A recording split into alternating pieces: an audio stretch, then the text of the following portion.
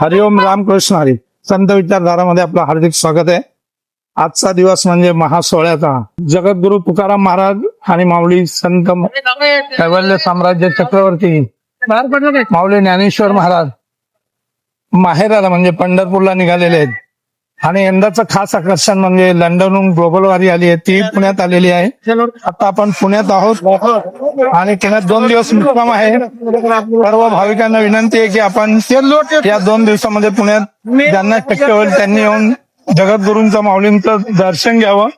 आणि सर्व संतांच्या पालख्या पंढरपूरकडे निघालेल्या आहेत. आषाढी एकादशीला आपला सर्वांना निमंत्रण आहे. इतका महान सोहळा आहे की ते कोणालाही निमंत्रण नाही. इतके भाविक लोक आज आपण बघतायत. हा जगद्गुरु तुकाराम महाराजांचा रथ आहे, माऊलींचा रथ मागे आहे. दोन्ही पालख्या पुण्यात दाखल झालेल्या आहेत आणि सर्व पुणेकरांनी याचा हार्दिक लाभ घ्यावा आणि आपल्या जीवनाचं कल्याण करावं.